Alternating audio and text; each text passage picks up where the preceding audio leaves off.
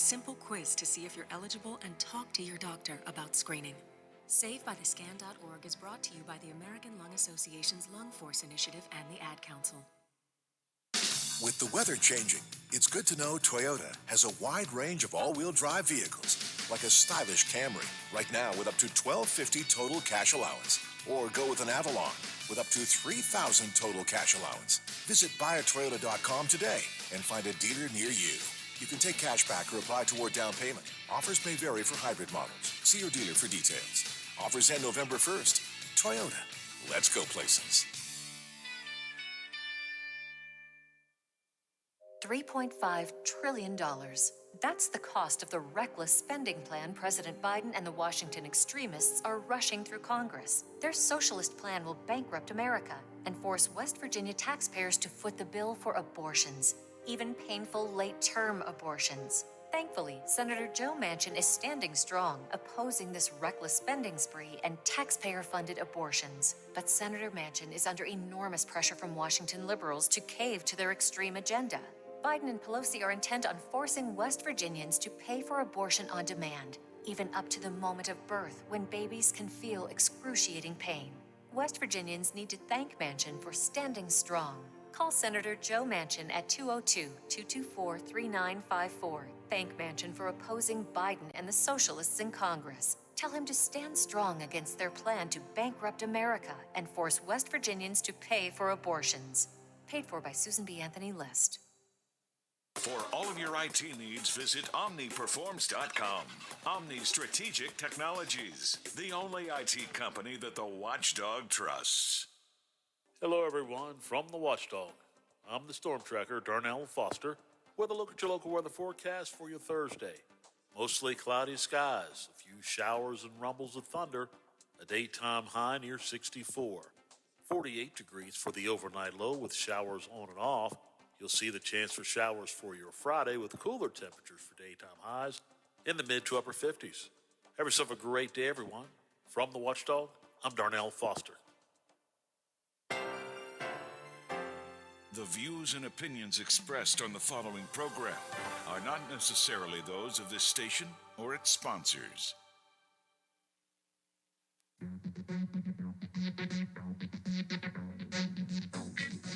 Live and local in the Ohio Valley, this is the Watchdog Morning Show with Howard Monroe.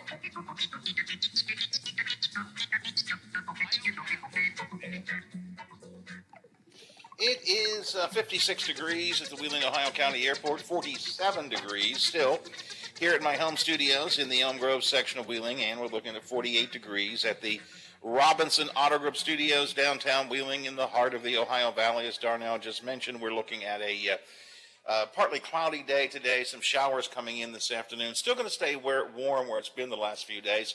We've been right around 70. We're going to be 68 is what Aaron's calling for the high today. But then we drop down the rest of the week into the 50s, 60s, and maybe down to the 50s a bit. So not going to be as perfect a day as it has been the last few days. Where have we been and where are we going today? Mother Jones Magazine, in an article released yesterday, says Joe Manchin has a plan that could end up with him leaving the Democratic Party and becoming an independent. Now, I want to say Manchin vigorously and unequivocally has denied that. We'll talk about this issue and Joe Manchin in general with WVU Poli-Sci Chair John Kilwine in a bit. He calls, if this story from Mother Jones is right, Kilwine calls it high-stakes poker. He's with us to discuss that. What's the most dangerous intersection here in the Ohio Valley? Attorney Chris Turek did a blog post about this on the Gold, Corey, and Turek website. I came across it, and I thought it was an interesting question. I want to ask you this question, first of all. What do you think is the most dangerous, or are some of the most dangerous intersections in the Ohio Valley? Chris Turek will join us later on, and we'll talk about that. He has one in McMecken that he thinks is particularly of concern, and we'll see why, and we'll talk about car accidents in general. The Moderna booster shots are about to come online. Have you had or will you get the booster shot? The White House also says kids ages 5 to 11 will soon be eligible for vaccination. So If you've got kids that you've been concerned about and you think they're going to be able to get the vaccine, could be happening maybe in the next couple of weeks. That seems to be the time frame that they're talking about. And there's some other COVID news I want to get to a little bit later on as well. So I've got all of this coming up. McCabe and I are going to kick around the latest story coming out of West Liberty University right now. Newspaper editor John McCabe is here with me. John, this story just keeps taking some different twists and turns. I would not call it a good day for Franklin Evans yesterday after the Board of Governors met. Yeah, I'm sure you may have talked about it in the first hour, but if you're just tuning in, obviously he survived a vote to terminate his employment for instances of plagiarism in some speeches he gave by, seven voted to keep him, 5 voted to fire him. So he's got that to deal with now moving forward with a board that doesn't, and potentially he's not going to have their full support.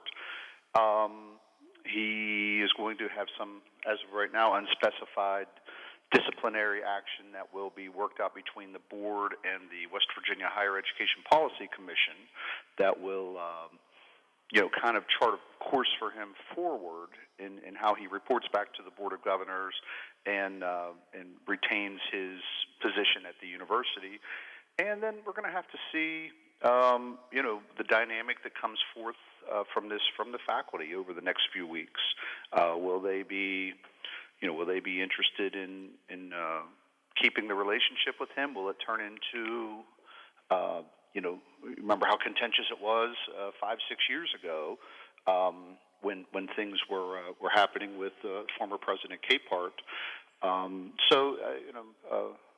Mr. Evans has a big task ahead of him to regain the trust of the board and as we've seen with some of the surveys out already from the faculty and faculty members.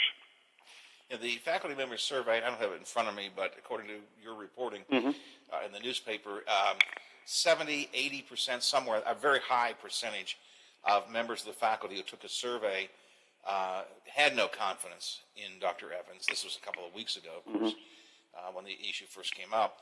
Now you got your own Board of Governors has almost fired you. I mean, 2 votes different, and you would have been fired. So 5-7, that's a close vote on the board. Yep. You have to wonder what's going through Dr. Evans' mind as well. Again, there's no issue here about whether he committed, air quotes, plagiarism, because he did use quotes and ideas from other parties which he did not attribute, and he openly admits that. Did that at the convocation, and apparently at some other places as well. So I'll be curious. At some point, I think at some point he has to respond publicly somehow. He has not done so yet. Well, I'll go back to what we talked about last Friday. And I really think for this to get past, for the university to get past this, they really need to come up with a strategy, not just to hope it goes away, but to learn from this and to grow from this. And I kind of offhandedly said, I think it was last Friday with you, well, maybe he goes around and talks to, students in classrooms or has things like that. Actually, that's not the worst idea ever. And so it's, something like that where... I mean, he could talk easily about how it doesn't seem like a big deal, but it becomes exactly. one. I didn't think I was doing anything wrong. I was giving a convocation speech. I got some ideas from Forbes magazine. I shared them. I realize now that, in an academic environment, you have to be more rigorous in how you do this. I mean, it really would be an object lesson he could give to the students about what plagiarism is and how serious it could be. And it's a real problem for youngsters today. I mean, and having kids, in college and in middle school, they run programs on their papers that gauge how much is original work versus how much could be looked at as being plagiarized. And not so it's a different world than when you and I grew up. If you plagiarized something, you had the dictionary, or not the dictionary, but the encyclopedia open next to you, and you were, writing it down as you read it. Today, Well, I didn't plagiarize anything, John, so I wouldn't know how that worked. But it was harder. Is my point. It was, it wasn't easy, and the sources were more minimal. You didn't have, exposure to Forbes magazine 30, 40 years ago like you do today to read something. And in some ways, quite frankly, even subliminally, not even realize that you were saying it almost exactly as you read it. There are a lot of pitfalls today that I think, all of us, you and I know, when you write, you have to be really, really careful and think things through and make sure that if you're using something that was used somewhere else, that you attribute. That's simple. So it's I think they've got to take this as they move forward as a learning moment, a really important learning moment. That's how he's going to be able to restore some confidence with the faculty, with the students, show that he's serious about this. Again, as we talked yesterday or the day before, it's hard to get past some of the early comments he made about, well, it's kind of a different standard for me.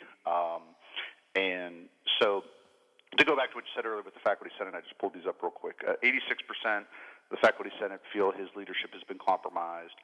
45% punitive action from the board, such as what was handed down last night. 73%, if they'd have been asked to vote a couple weeks ago, would argue a vote of no confidence. 60% would ask for his resignation. So, yeah, the board is the Faculty Senate's pretty clear that this is a serious issue to them. So he's now got to work over the coming months to really regain the trust of the Faculty Senate, regain the trust of students. One of the interesting things last night from the vote, Howard, I don't know if you went through, the student representative on the board voted not to terminate his employment. I found that pretty interesting. Whereas, of course, the Faculty Senate member did vote, Jason Metz. So I think West Liberty's got a big task ahead of itself as an institution. Mr. Evans has an even bigger task. But the board, give the board credit for acting. We asked for it. You and I talked about it. We asked for it editorially here, that they needed to act on this. They met for, 2 hours last night behind closed doors, and came out and voted. And it was a video conference meeting last night, was it not? Yes. Some members in person, some other members. I think they've got some members in Georgia from the board. But they acted. They made a decision. And charted a path forward, and now we're going to see where that path leads. It's interesting. You and I talked at some length 2 weeks ago, and then again earlier, I guess it was earlier this week, about the use of the HR department. The board of governors had decided to involve the HR department. I'll just leave it at that phrase. It sounded like they were asking originally the HR department to investigate and maybe make a recommendation. Then, after you and I talked about it, within a couple of hours, they sent out a statement saying, no, HR will only gather some facts and present them to us. There will be no recommendation. We, the board, will make these decisions. Yesterday, they said the internal HR department will have nothing whatsoever to do with this going forward, although I think they did say they were going to try to work with HR from the HEPC to get some. So our concern, yours and my concern, was that the Human Resource Department is in the line of command of Dr. Evans. How do you get someone who's technically under him to either investigate him or whatever phrase you want to use? So I think they've moved away from that. I think the board, you and I talked this before, John, I think the Board of Governors just got, this turned out to be a bigger thing than they thought it was going to be, I think. I wouldn't disagree, and I think sometimes that would, when you see something like this on the surface, and when it first came out, the big instance that was being pointed out was the convocation speech back in September, and it was a use of a quote from a magazine article, and okay, but then you start looking, and there's some other ones, and as we've talked, plagiarism is plagiarism. You can't plagiarize just a little bit. It's either you did or you didn't. And sometimes when these things crop up, I think there's a lot of good lessons on public relations that could be learned here, because it's both from the president and some of his early statements, as I don't want to say making it no big deal, but basically, not addressing it correctly to some of the initial statements from some board members that, said, "Oh, we have full support and faith in Dr. Evans," and those all can be handled just as easily by saying, "Yes, we understand there's some accusations. We take these very seriously, and they will be addressed by the full board at the next meeting." Which at that time was only a week or 10 days away. So I think there's always good lessons to learn from this, and particularly when a university president is accused of something like, look, Gordon Gee lost a job at Ohio State for offhanded jokes that I don't think anyone, quite frankly, found all that offensive.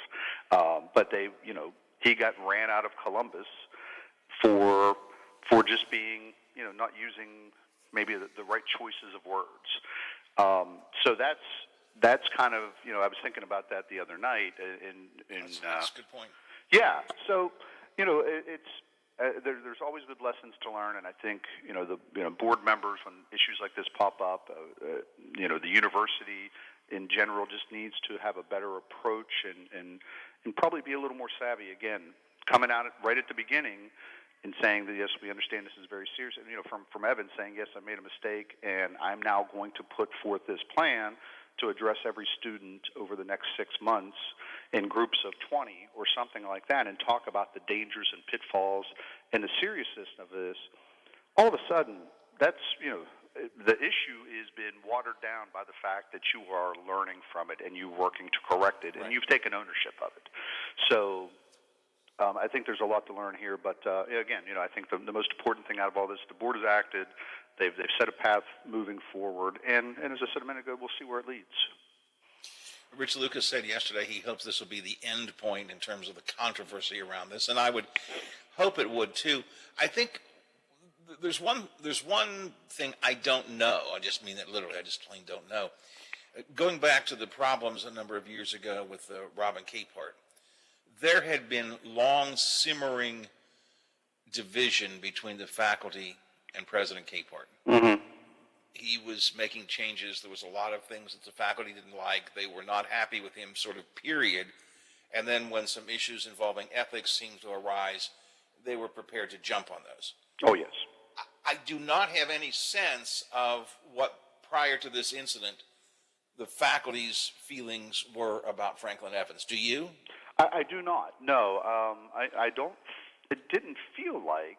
Yeah, as you know, because of our some different affiliations we've had with West Liberty over the years, they've not been shy about being a little more public when there are issues with between the faculty senate and the administration.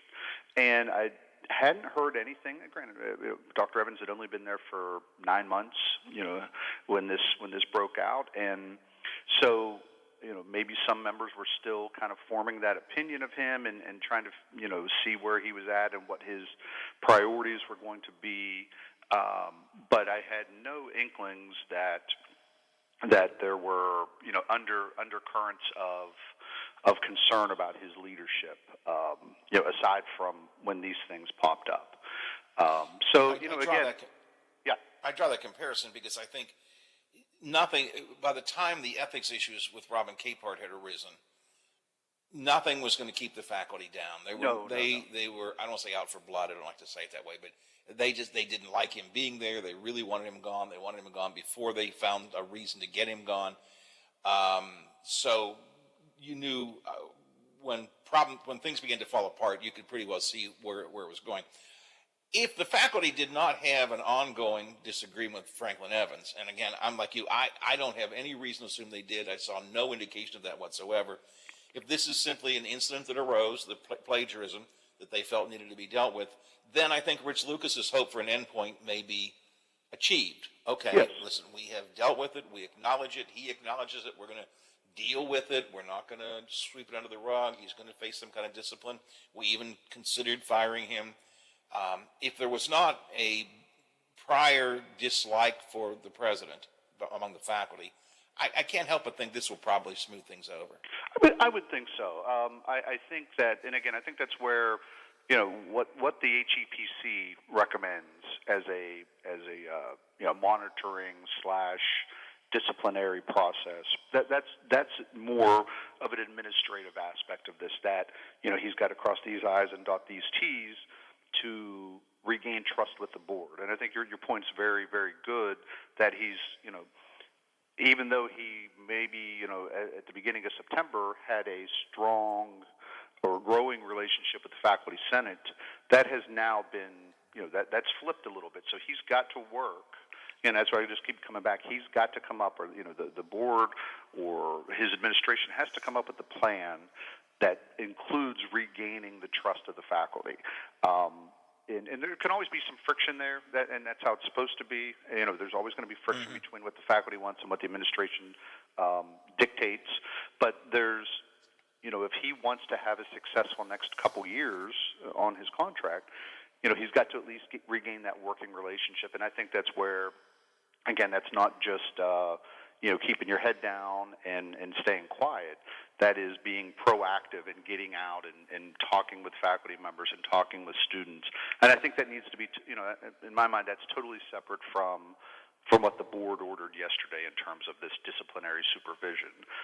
That's going to be probably more administrative with the board, making sure he follows certain things. If he's going to give a speech, maybe making sure that it's reviewed before he gives it, whatever it might be. But I think that he's got to, the burden is now on him, on Franklin Evans to get out and, again, meet with students, meet with faculty members, meet with parents. Again, kids are now making, you got a lot of kids making college visits right now. Meet with parents and address this head on, particularly if it's asked. Maybe you don't, address it head on and talk about how we are, much like, how we're going to use this instance and this issue as a really good learning tool for the university as a whole to make your child, when he or she comes out of West Liberty, better prepared for the challenges, the real challenges that the world has today with how we deal with all this information we have. Dr. Evans strikes me as, and I don't have a close relationship with him, I only have met with him a couple of times, but he strikes me as a pretty amiable guy, and I think probably easy to get along with. So he may be able to, to do that, to go out and talk to the faculty, talk to the students, in a positive way. We'll wait and see. John, maybe we'll talk some more about this tomorrow on our Friday roundtable and other stories as well. But I wanted to get your take on this today as the story is just developing. I appreciate it. Thanks, Howard. Talk to you soon. John McCabe, managing editor, actually the editor. He's no longer managing, now he's the editor of the Wheeling newspapers, the Intelligencer and the News Register. Every Friday, we do the Friday Roundtable, of course, and we'll talk about that. But this West Liberty story has caught both of our attentions. In the last issue with the president of West Liberty, of course, I was under contract with the university, and Rob Capehart and I knew each other, and John McCabe and I were both doing the TV show up there, so we had a lot of real direct connection to West Liberty, which kind of makes John and I a little more sensitive. I don't mean like touchy-feely cry sensitive. I just mean we're a little more sensitive to this issue, so that's why we've been spending some extra time on it. I think Rich Lucas has done as good a job as he can. I just think they were blindsided is not the right word, but I just don't think. I think this got out of hand pretty quick, and as a result, they ended up kind of scattergunning what they were going to do until they came to a more concrete conclusion yesterday, and it seems like it was a good one. They took a vote to fire him, so nobody can say they didn't at least consider that. It did not pass, and then they decided to discipline him, and we'll see what that means. All right, it's 8:31, 29 till the hour here on the Watchdog Morning Show. Should somebody discipline Joe Manchin, or is Joe Manchin going to discipline the Democrats?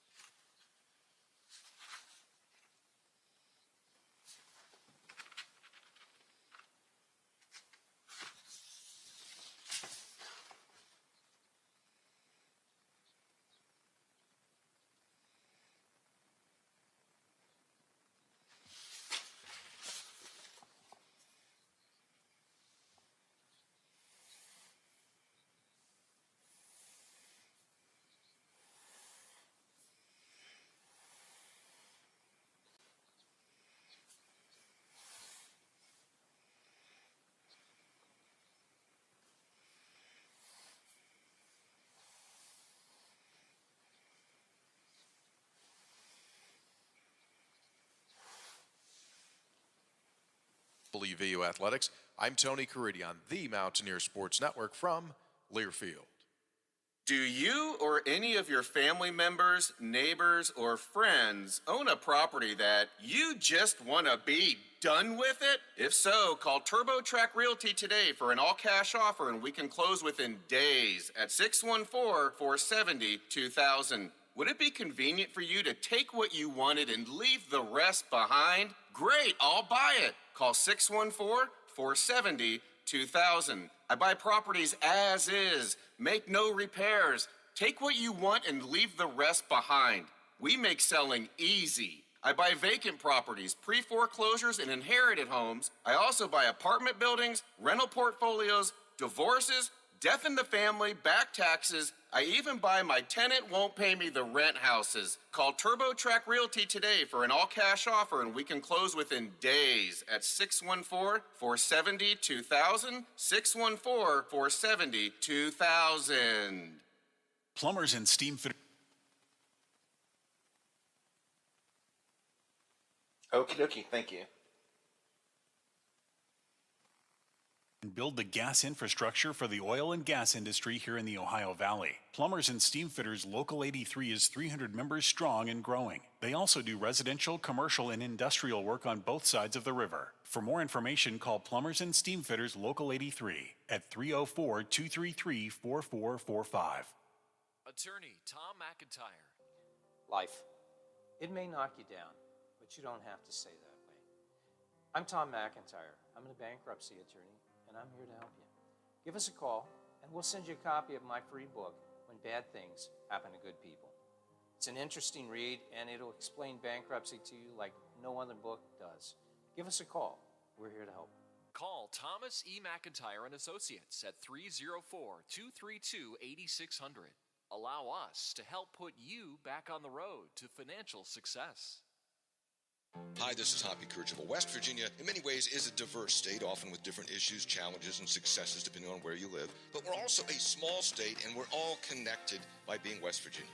Every day from 10:06 till noon, I talk about and provide insight into the events that shape who we are. My approach is tough but fair, and we may disagree, but together we'll stay abreast of what's going on in our great state. The successes, the hardships, the challenges, and of course the politics that contribute to making us who we are. So join me weekdays, 10:06 till noon for Metro News Talk Line. Watch out! He could climb on his soapbox at any time. The Watchdog Morning Show with Howard Monroe continues. Still 56 degrees at the Wheeling, Ohio County Airport. We're looking at 49 degrees. Here at my home studios in the Elm Grove section of Wheeling, 48 degrees at the Robinson Auto Group Studios, downtown Wheeling, in the heart of the Ohio Valley. It's going to be, it's fair, clear skies outside right now, but it'll be mostly cloudy during the day today. Daytime high up to around 68, so still staying warm like it's been the last couple of days. But look for clouds and showers to come in by this afternoon. Maybe even a storm possible later, late afternoon or into the early evening hours. Then we begin to cool down all week. We've been close to 70 in the early part of the week. We'll be closer to 60 for the rest of the week after today. Interesting story came out of Mother Jones magazine yesterday, and it has to do with Senator Joe Manchin. Seems like all the news has to do with Senator Joe Manchin anymore, doesn't it? In Mother Jones magazine, they say Senator Manchin has told associates he's considering leaving the Democratic Party if President Biden and other Democrats do not agree to his demand to cut the size of the social infrastructure bill. Manchin said that if this were to happen, he would declare himself an independent, not a Republican, but an independent, and he has devised a detailed exit strategy for his departure. That is the story that Mother Jones released during the day yesterday. Now, when that came out, several reporters grabbed Manchin on the walkways in the Capitol and asked him about it. Senator Manchin, in what certainly seemed to me to be a very firm, unequivocal, and quite frankly angry response, said, I can't control... I wanted to play this for you, but when I read it, you'll understand why I can't play it on the radio. Senator Manchin said, I can't control rumors, and it's bull bleep. Bull bleep spelled with a B-U-L-L capital B. That's how Manchin responded. So what's going on here? Is this just bad reporting? Is this Manchin playing some kind of game? And actually, what kind of games is Manchin playing all the way around?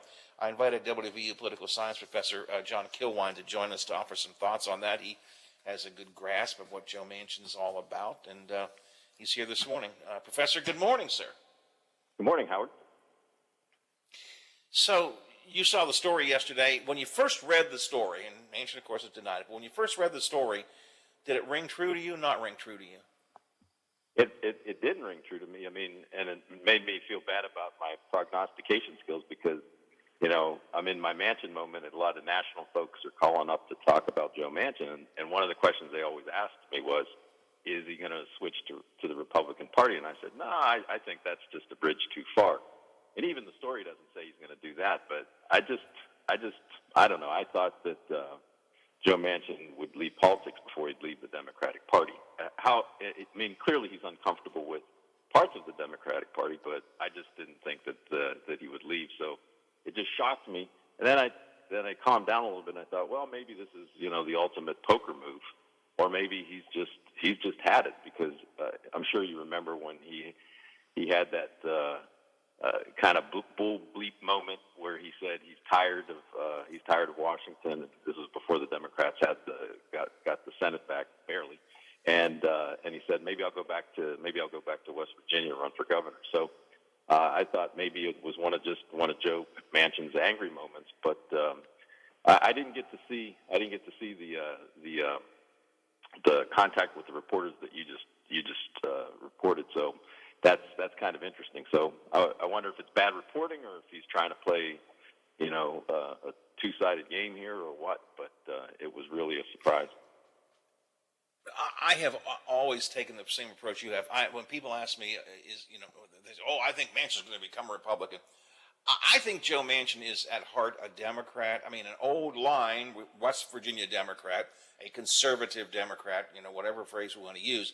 But I think he is truly, I think it's kind of in his blood. I've never felt he would be willing to switch parties. In fact, I like your phrase. I think he'd be willing to leave politics before he left the party. I kind of like that.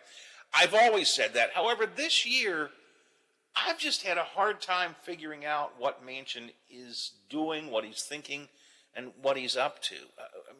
How do you assess what he's done this year in terms of being so obstreperous with his own party? Yeah, well, number one, he's confusing, you know, and so, but number two, to me, and even the story yesterday in Mother Jones would fit into this narrative, is that I think that he still sees himself as, you know, common sense Joe, and that he's going to bring the Bernies and the AOCs over to his more moderate position, and this fantasy that he's going to bring Republicans over to it as well. And so that, to me, you know, it seems like his ultimate goal was, number one, to protect coal, number two, and other fossil fuels, and number two, to bring that $3 trillion down, because $3 trillion scare people, but $3 trillion scare people even more. And so I think that if he can bring them down to 1.5 or 1.75 or even 2, then I think he walks away and he thinks that he had a success, because he said, well, they wanted to do some good things, but I curtailed their excessiveness. And so that's what I've been viewing this as all about. But the idea of switching to independent, I don't know what you think, Howard, but I don't think, you know, switching to independent would even help him in his tough reelection campaign. I mean, I think then you've alienated the declining but still important part of the West Virginia population that votes Democrat, and are Republicans really going to say, oh well, I mean, it's better that he's an independent than a Democrat? No, I don't think it is. So I'm not sure that politically it makes a huge amount of sense. According to Mother Jones, his plan would be to go to Senator Schumer and say, take me off of leadership. I don't want to be in leadership anymore. And I guess the implication of the article is that would be enough pressure on Schumer and the more progressives to bend to his way of cutting things down and means testing and so on. I guess that's the the attempt he would be making if this article was even close to being true by going and saying, take me out of leadership first. I just see, from my perspective, I don't think Joe Manchin needed that wedge. I mean, I'm sure Schumer's already paying very close attention to him, and we know Joe Biden's paying close attention to him. So this kind of, angry, almost childlike, I'm going to take my toys and go home kind of approach, I don't see how that benefits you. I mean, I don't think anybody doubted his seriousness. What does it matter if you don't vote for the bill as a Democrat or you don't vote for the bill as an independent? And is his move to independence going to be where he's going to move to be an independent but still caucus with the Democrats? Well, then he hasn't done anything that threatens Schumer. Is he going to move to independent and then caucus with the Republicans? Well, then that's the nuclear option. Then Mitch McConnell takes over the Senate. Yeah, I talked during the day yesterday to a lot of Democrats around the state, and there's real mixed feelings about this. A lot of them are not happy with Manchin, and their first blush is good, glad he's gone. And they go, wait a minute, if were he to actually caucus with the Republicans, Mitch McConnell would take over leadership, and probably zero would get done of any Democratic policies. They could block appointees, they could block judgeships, and McConnell, I think, loves to exercise his power. I think he might well do that. So, Manchin, even as I used the word obstreperous earlier, as an obstreperous part of the party, is at least along for the ride with many of the things. He's at least on board with the concept of Build Back Better, if not the dollars of it. So it's better to keep him in the fold than have him outside, for sure. I would think if you're Democrats, that's the way you got to look at this. Yeah, I think if there's one flaw in this past year, it's the way the media and parts of the Democratic Party have portrayed the victory of Joe Biden and the switch in the Congress, and they portrayed it as though there was this sea change that the Democrats got this amazing majority, and that's just never that was never the case. And so ultimately it was a how could it be even closer? It couldn't be closer. And yes, the progressives are very important in their districts, but Joe Manchin is important in his state, and you're exactly right. They wouldn't have the feeble majority they have without Joe Manchin. And so, it was always, it was always going to be about how do we get from 1 trillion to between 1 trillion and 3 trillion. And I think we're still going to get there. This is just to me kind of an interesting, strange story. I don't know what goes back to your point. Is it bad reporting, or did his camp really put this out to scare people? And so, but I do think, because if you listen to the news before the Mother Jones story yesterday, even progressives were saying, well, it seems like the talks are going well and we're getting there, and that and they were. I think he even talked with Sanders talked to Sanders for a while. Yeah, and it was I can't remember his name, but one of the more progressive members of the House that he thinks that they're getting closer, that they're going to just have to notch it down in terms of the child tax credit will be for only an additional year, and then we'll see what happens later, as opposed to making it more long term. And so those all seem like classic Washington deals, with which Joe Manchin would be comfortable with. I think the toughest pill for progressives and especially environmentalists to swallow was his obstinance on the power plant thing and shifting away from coal more quickly. But, that's where he's coming from. And that's not going to change. Yeah, no. I mean, I think he may be willing, this is just me, I'm not astute in this, but I follow Senator Manchin, I've known him for a while. I think he may be willing to look for his own sort of compromise on the dollar figure. I think he might be willing to look at, if not the full Build Back Better, but moderate versions of it. He's not going to give much on the fossil fuels thing. It's where he comes from. That is part of Joe Manchin, and right. I'm not talking about being bought by the industry or anything. I'm just saying that's just his background. That's just what he is. He's not going to change that. No. So I think he met with Sanders. I think he did meet with Biden this week. There seems to be some progress being made. Is it conceivable that they either leaked or had made some of these comments, and then after the comments sort of went out into the ether, he then began to have more progress in his negotiations with his own party, and now he's a little bit upset that it kind of leaked out? I mean, is that a possibility? That's a possibility. Another possibility was that, he thought that, maybe he didn't do it at all.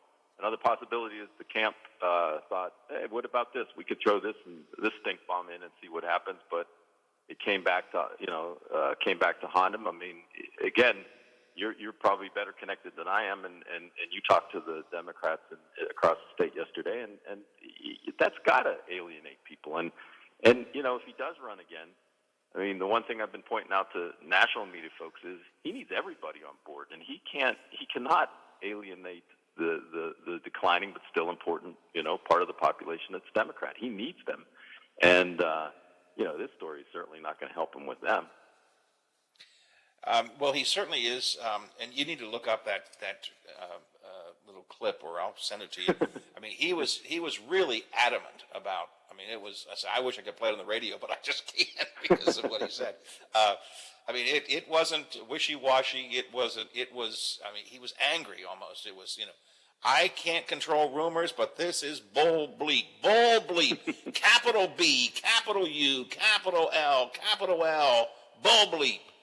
I mean, it's going to be hard for him to walk that back because he was, and it's on video. I mean, it's pretty hard for him to walk it back. So, be curious to see what happens next. How much of this, from your understanding of Joe Manchin, is just ego of what he's doing in general right now? He likes to be the center of attention. That has to be. I mean.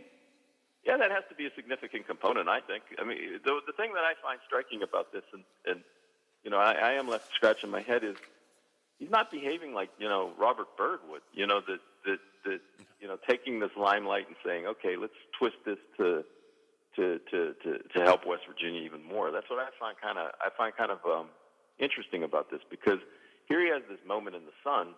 And, even though they're not supposed to do it, that backroom deals could be made between Schumer and Biden. And, Joe Manchin, we'll make sure West Virginia gets X, Y, and Z. And that doesn't seem to be prominently out there. And if that does happen, you want your electorate to know about it. So I think Joe Manchin really does see himself as this bygone moderate that can link hands across the aisle and bring everybody together, even though that's clearly not happening. But so I think he really buys into that. But yeah, I mean, every politician thinks that they're uniquely capable of helping society, and I think Joe Manchin thinks that he's an important character here. Ego, if it's ego, whether it's his belief in his capabilities, I don't know, but I think seems like he's enjoying this moment. Well, yes, I would say so. I hadn't thought about that Byrd analogy. That's a great point. Senator Byrd used his power unabashedly to get things for the state. I mean, and he took tons of criticism for it, king of pork, all of it. He didn't care. I'm getting stuff for my state, and that's what I'm going to do. And if you don't like it, that's just too bad. Manchin, not so much. In fact, some of the proposals he wants to trim, cut, or eliminate from the Build Back Better are things that are of great benefit to people in the state. So it's not as if he's reflecting on, I can do what's best for the state. I think he thinks he's doing what's best for America. And I guess that's what we theoretically elect them to do. I also think Senator Manchin, again, this is just me, I think he remembers the ability he had as governor, and I still think he sees his time as governor as his high spot in his career. I think he remembers he was able to pull Democrats and Republicans together, the proverbial get him into his office and lock the door and say we're not leaving till we have a deal. And he was able to do that as governor. And I think he doesn't quite yet understand the politics of the country have so dramatically changed and become so divisive, that technique doesn't work anymore. It's just kind of my layman's psychoanalysis, I guess, of him. I totally agree with you, and I think he'd be surprised, where he mentioned he might go back and run for governor. Obviously, he didn't, but he'd also be surprised, I think, by the way that Charleston's changed and that he couldn't lock, now clearly the Republicans don't need the Democrats anymore, but I mean, there's not going to be he's not going to be able to bring those warring factions together in Charleston, just like in D.C. So it would be Joe Manchin, I guess, is still a Democrat, dealing with a majority of Republicans, and I guess maybe he would think that he could bring the Republicans somewhat to the center. But I mean, given the last legislative session, I don't know that that's entirely possible. No, and it's so completely impossible. Yeah, I agree, but I just wanted to be polite. But yeah. So I think that we all do. We're all nostalgic for the way it used to be, but clearly things have changed in Charleston and in Washington, and that kind of bridge building, boy, sure seems a long way away. When you can't even get two parties to agree on a plan that Joe Manchin came up with for voting rights, then I think we're in a pretty tough spot. Let me just ask you to broaden your political science view of this and give me a 60-second analysis. What do you think happens in the next election? Senate becomes more Democrat, more Republican? What is a likely scenario? And the House the same way. The House has got a very narrow Democrat line right now. Usually lose seats during an off-year election. What do you think is going to happen? I mean, the good political science evidence is that the Democrats are likely to lose. They'll definitely lose. They're supposed to definitely lose the House, and that it's going to be tough in the Senate. So, I mean, it just happens in off-year elections. But I think there are two wild cards in that. One, and this is 60 seconds. I better hurry up. So, what does the Supreme Court do? Does the Supreme Court overturn Roe? Then that activates both bases.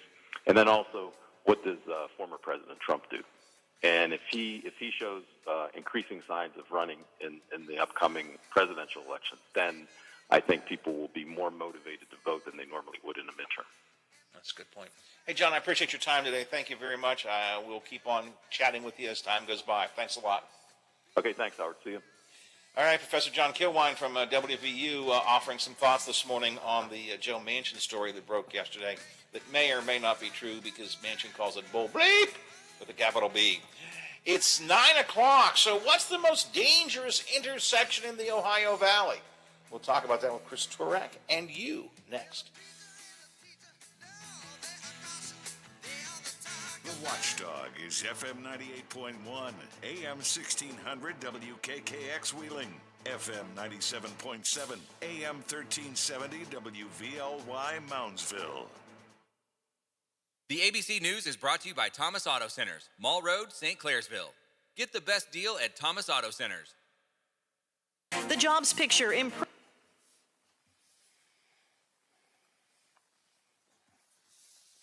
Biff, I wasn't paying attention. Did we miss too many spots there? Okay. Okay, good. I was caught up in the conversation and didn't wasn't paying attention to breaks. Okay. Chris Turek should call at 8:10. 9:10. Yes, that would be correct.